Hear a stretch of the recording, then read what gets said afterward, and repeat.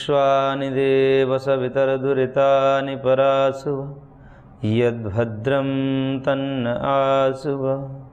ॐ सहना भवतु सहनौ भुनक्तु सह वीर्यं करवावहै तेजस्विनावधीतमस्तु मा विद्विषावहै। ओम शांति शांति शांति। ओम श्री परमात्मा नमः। सांख्य कारिका का हम स्वाध्याय कर रहे थे, जिसमें इंद्रियों के विषय में हम विचार कर रहे थे विगत कक्षा में, और कारिका संख्या 34 में जो बाह्य इंद्रियों के विषय के रूप में कहा कि बुद्धिन्द्रियाणि तेषां पंच विशेषा विशेष विषयाणि वाग्भवति शब्द विषया शेषाणि तो पंच विषयाणि, कि उन पांचों ज्ञान इंद्रियों में ज्ञान इंद्रियों के जो विषय होते हैं वो ज्ञान इंद्रिय अपने विषय विशेष और अविशेष दो प्रकार से बनाती हैं। सूक्ष्म या स्थूल, सूक्ष्म और स्थूल इन दोनों विषयों को ज्ञान इंद्रिय बनाती हैं। यानी कि चक्षुर आदि जो ज्ञान इंद्रियां हैं वह सूक्ष्म रूप को भी देख सकती है, स्थूल रूप को भी देख सकती है। घ्राण इंद्रिया है वो सूक्ष्म गंध को भी सूंघ सकता है और स्थूल गंध को भी सूंघ सकता है। मनुष्यों के जो सामान्य मनुष्य हैं उनकी इंद्रियां तो केवल सूक्ष्म रूप रस आदि को ही ग्रहण करती हैं, लेकिन योगियों की इंद्रियां जो है वह सूक्ष्म को भी ग्रहण करती है। तो इस प्रकार से सूक्ष्म और स्थूल के भेद से इंद्रियों को दो विषय बताए ज्ञान इंद्रियों में। और वाग भवति शब्द विषय, लेकिन कर्म इंद्रियों की बात है तो कर्म इंद्रियों में जो वाणी है वो शब्द विषय वाली होती है।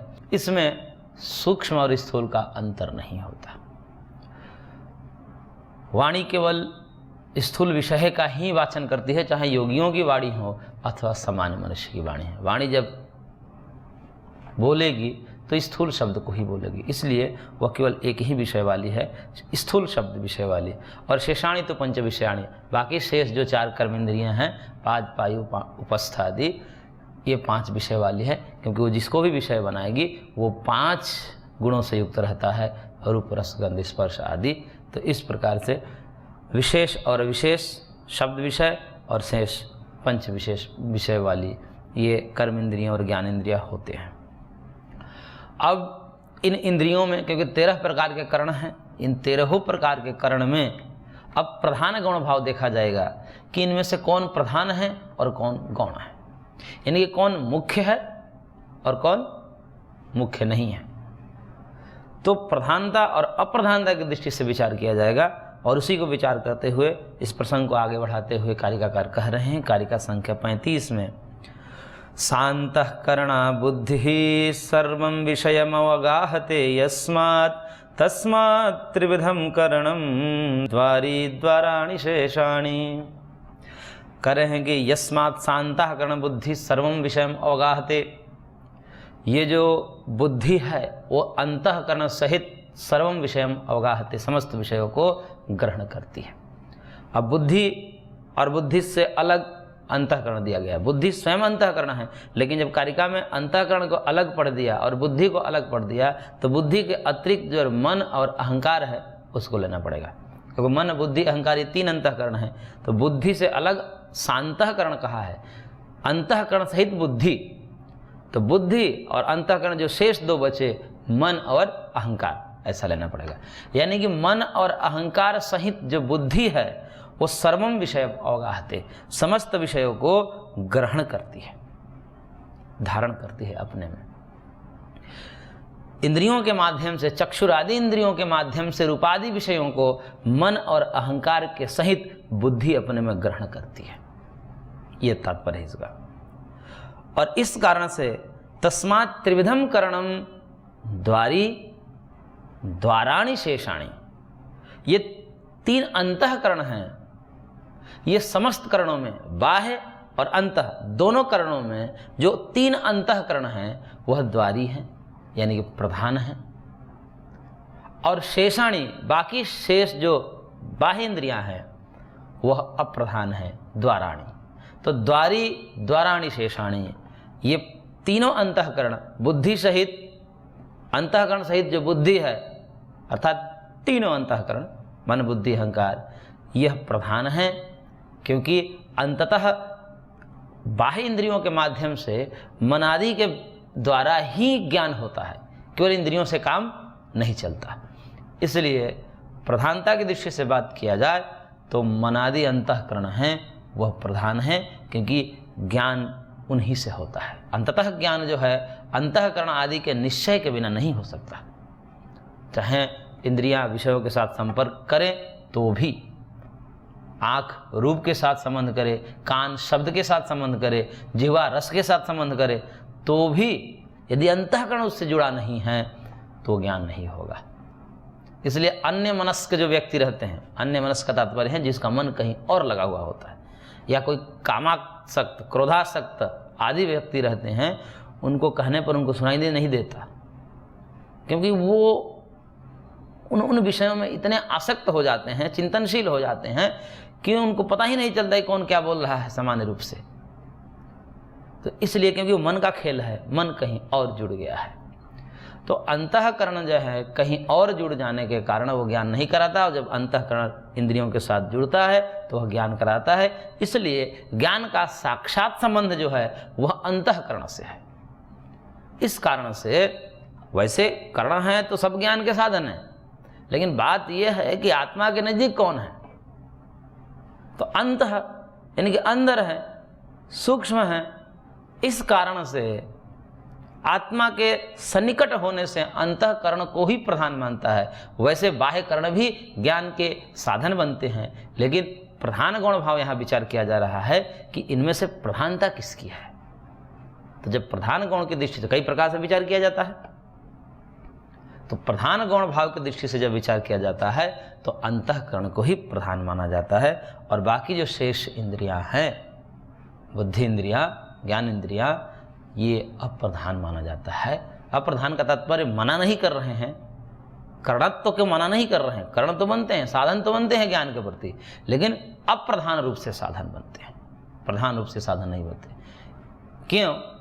क्योंकि देखिए, इसको ऐसे समझिए, सोए हुए में भी हम रूप देखते हैं, सोए हुए में स्वप्न में भी हम जो है रस आदि का ज्ञान करते हैं, बोध करते हैं, स्पर्श का अनुभव करते हैं। वहां इंद्रिया तो नहीं है, इंद्रिया तो बंद है, इंद्रिया और अर्थ का सन्निकर्ष तो नहीं है, आंखें बंद है फिर भी रूप दिख रहा है।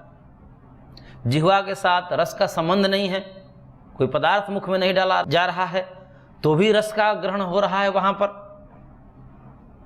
तो यहां रूप आदि का ग्रहण ठीक जागृत के समान स्वप्न में भी होता है। तो इसमें कौन सा प्रधान है? अब ये यहां पर स्वप्न में जो अनुभूतियां होती हैं वो किसके आधार पर होती है? इंद्रियों के आधार पर तो होती नहीं, क्योंकि इंद्रियां तो यहां पर जड़वत पड़ी हुई हैं। तो कहा जाता है कि सब मन के खेल है, अंतःकरण के खेल है, मन बुद्धि और चित्त के माध्यम से ये सारा खेल हो रहा है।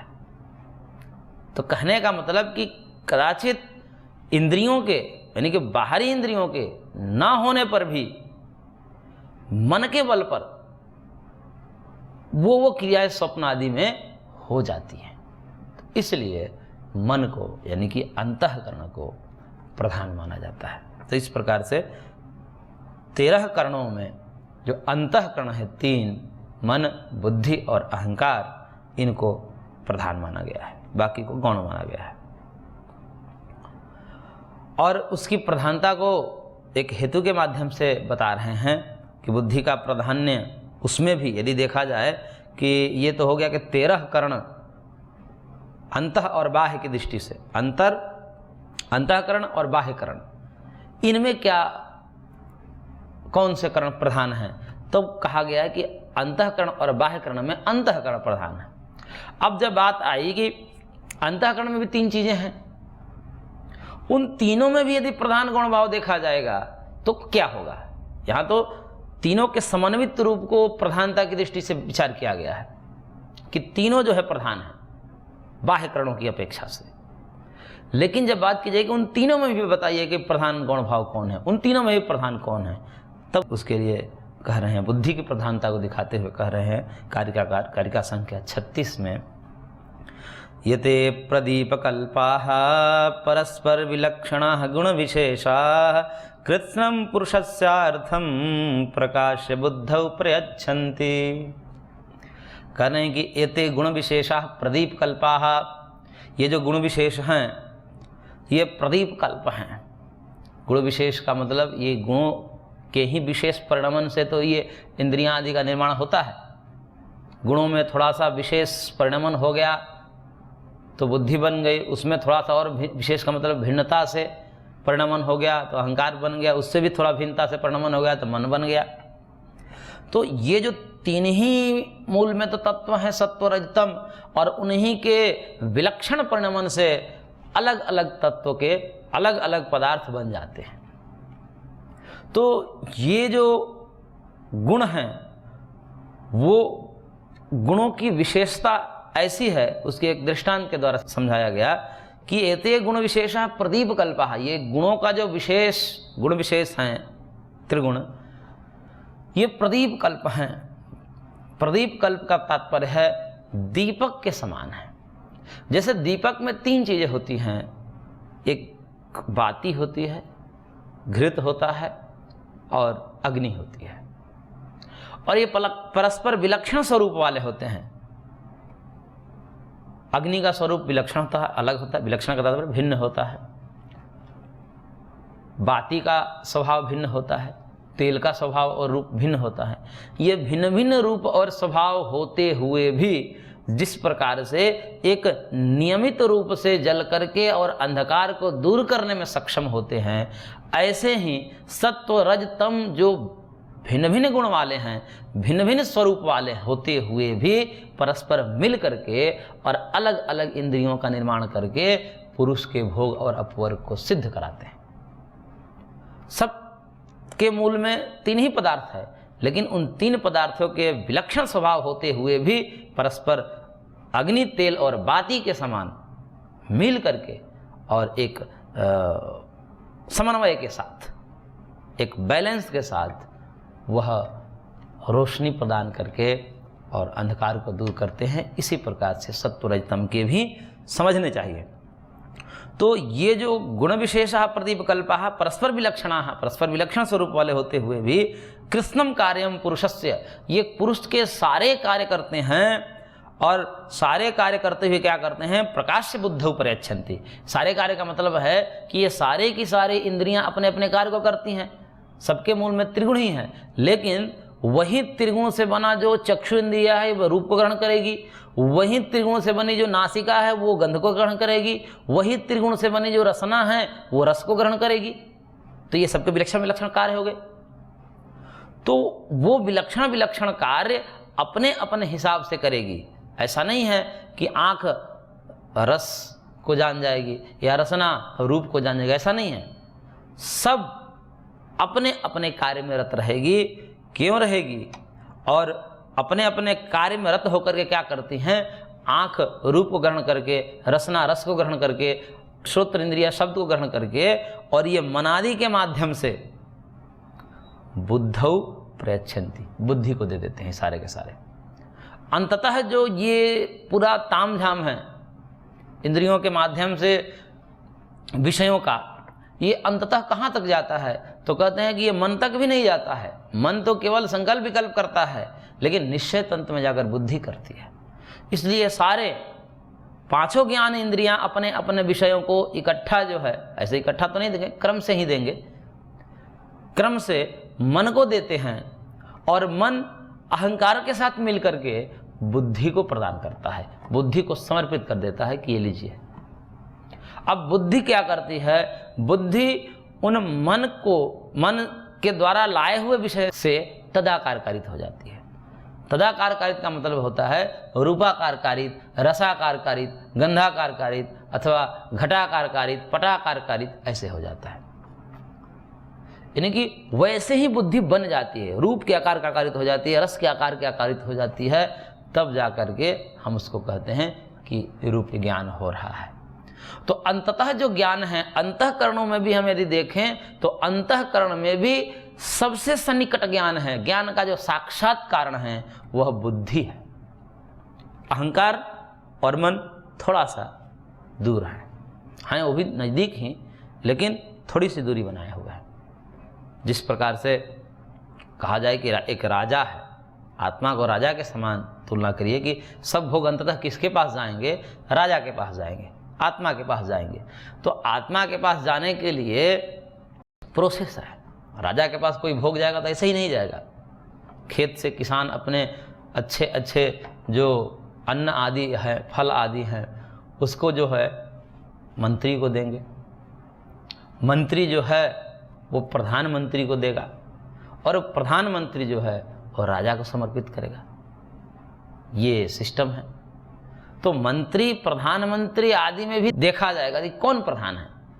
तो कहा जाएगा भाई प्रधानमंत्री जो राजा के एकदम निकट है, राजा का संबंध साक्षात जिसके साथ है, राजा के साथ उठना बैठना जिसका है, उसी को तो मेन माना जाता है, उसी को तो समाज में प्रतिष्ठा होती है कि भाई ये प्रधानमंत्री है। प्रधानमंत्री का मतलब आज के प्रधानमंत्री नहीं, आज के प्रधानमंत्री राजा के सदृश है, लेकिन प्रधानमंत्री का तात्पर्य है जैसे राष्ट्रपति राजा है और प्रधानमंत्री उसके मंत्रिमंडलों में प्रधानमंत्री है। तो प्रधानमंत्री की ही जगत में प्रतिष्ठा होती है अन्यों की अपेक्षा। बाकियों की भी प्रतिष्ठा होती है, लेकिन जो प्रतिष्ठा प्रधानमंत्री की होती है वह बाकियों की नहीं होती। ऐसे ही सबकी प्रतिष्ठा अपने अपने जगह पर है, लेकिन सबसे प्रतिष्ठित कौन है यदि देखा जाए करणों में, तो कहा जाएगा कि बुद्धि है। क्योंकि बुद्धि आत्मा के साथ साक्षात संबंध रखती है, और आत्मा के साथ साक्षात संबंध रख करके आत्मा को ज्ञान कराती है। क्योंकि बुद्धि तदाकार कारित होती है, मन और अहंकार तदाकार कारित नहीं होता है वस्तु के आकार के। वस्तु के आकार का आकारित जो होना है वो बुद्धि होती है, और उस बुद्धि को ही वह अनुभव करता है आत्मा। इसलिए आत्मा का जो अंततः भोग होता है वह बुद्धि के माध्यम से होता है।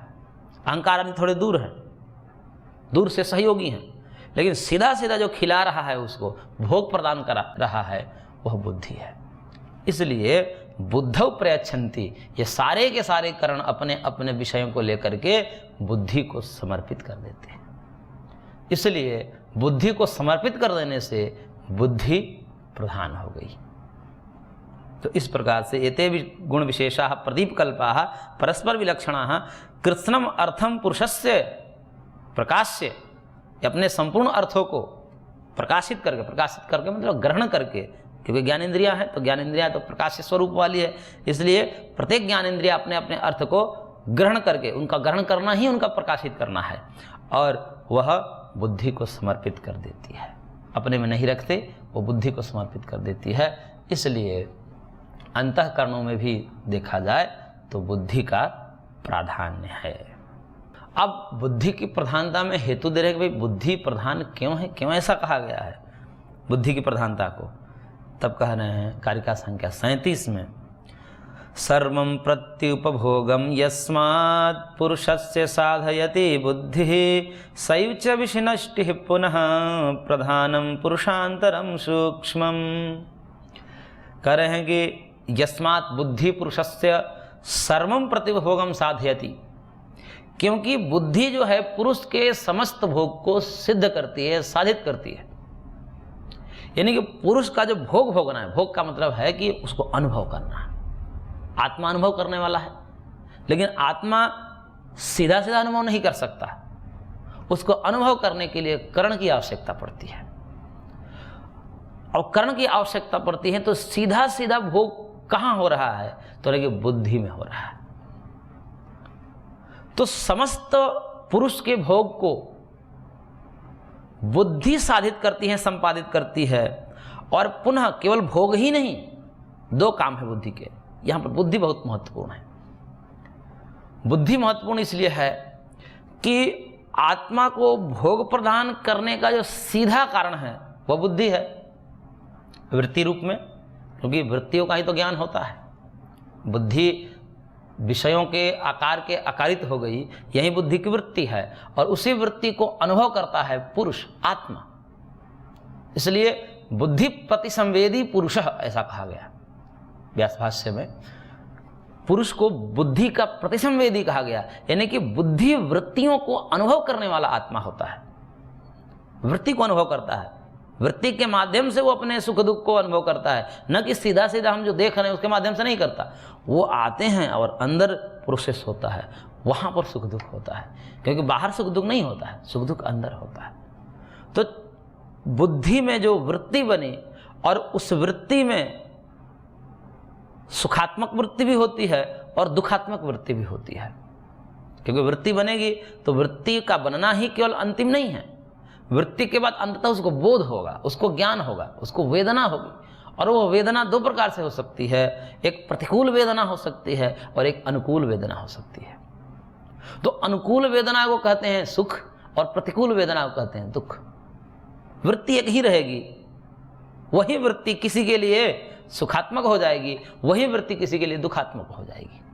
अब क्यों होती है सुखात्मक दुखात्मक, उसका अलग सिद्धांत है, क्योंकि उसी बुद्धि में धर्म अधर्म भी है। तो धर्म अधर्म जब उसमें मिश्रित हो जाता है, क्रम से होता रहता है, क्योंकि धर्म अधर्म ये संस्कार हैं, हमने इस जन्म में भी अर्जित किए हैं और पूर्व जन्म से भी कुछ धर्म अधर्म करके आए हैं, तो वो वहाँ पर क्रमशः धर्म अधर्म अपना फल देता है। यानी धर्म अधर्म फलोन्मुख जब होते हैं तो कब कौन से कर्मा से फलोन्मुख हो, ये सब भगवान तय करते हैं। यदि भगवान चाह रहे हैं कि अभी हमें इसको देना है धर्म का फल, तो वही वृत्ति जो बनी है वो सुखात्मक हो जाएगी। यदि भगवान चाहें कि अभी हमें इसको जो है दुख देना है, यानी कि अधर्म के कर्माशय को फलोन्मुख करना है, उसका फल हमें दिलवाना है, तो वृत्ति वही बनेगी, लेकिन उसको दुख होने लगेगा।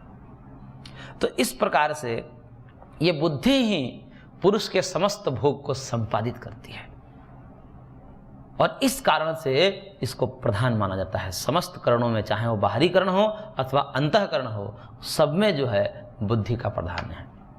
तो केवल भोग संपादित करने के माध्यम से ही ये प्रधानता नहीं है, अपितु एक और कारण बता रहे हैं और वो कह रहे हैं कि पुनः सायव च सूक्ष्मम प्रधान पुरुषांतरम साधयति।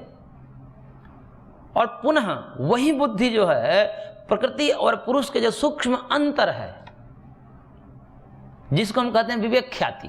विवेक ख्याति में क्या होता है, प्रकृति पुरुष की अन्यथा ख्याति होती है। प्रकृति अलग है, पुरुष अलग है, इसका बोध को ही विवेक ख्याति कहते हैं, इसी को तत्व ज्ञान कहते हैं। और वह तत्व ज्ञान का साधन भी बुद्धि ही बनती है। बुद्धि ये ज्ञान कराएगी कि तुम मुझसे भिन्न हो, यानी कि पुरुष को ये ज्ञान कराएगी कि तुम मेरा स्वरूप न हो, तुम बुद्धि नहीं हो, मैं अलग हूं और तुम अलग हो। इसका बोध भी बुद्धि के माध्यम से ही आत्मा को होता है। इसलिए चित्तवृद्धि निरोध पूर्वक, ये चित्तवृत्ति निरोध होता है जब चित्त और बुद्धि जो है एक ही अर्थ में सांख्य प्रयोग करता है। तो ये जो चित्तवृत्ति निरोध है, यानी कि बुद्धिवृत्ति का जो निरोध है, उसी के माध्यम से तो तत्व ज्ञान होता है। ये चित्तवृत्ति निरोध ही तो तत्व ज्ञान है। और चित्तवृत्ति निरोध जब होता है तब आत्मा को पता चल जाता है कि मैं भिन्न हूं और प्रकृति भिन्न है, बुद्धि आदि मेरे से भिन्न है, ये स्पष्ट बोध होता है। तो वृत्ति को हटा करके, वृत्ति को निवृत्त करके बुद्धि ही तो उसको बोध कराती है। इसलिए भोग और अपवर्ग दोनों को सिद्ध कराने के कारण समस्त करणों में बुद्धि का प्राधान्य है। तो बुद्धि दोनों कराती है, भोग भी कराती है। भोग का तात्पर्य है सुख दुख का अनुभव कराना, सुख दुख दोनों को भोग कहते हैं। तो सुख दुख को अनुभव कराना भी बुद्धि का धर्म है, बुद्धि का कार्य है। और अपवर्ग यानी कि तत्व ज्ञान कराना, प्रकृति पुरुष की अन्यथा ख्याति कराना, ये भी बुद्धि का काम है। इसलिए इन दो कारणों के चलते बुद्धि का समस्त करणों में, चाहे वो बाह्य करण हो अथवा अंतःकरण है, दोनों में बुद्धि ही प्रधान है। तो इस प्रकार से यहाँ बुद्धि का प्राधान्य सिद्ध हुआ और आगे विस्तार से हम करेंगे। आज की कक्षा को हम यहीं पर विराम देते हैं, शेष अगले अंक में। ओम शांति शांति शांति।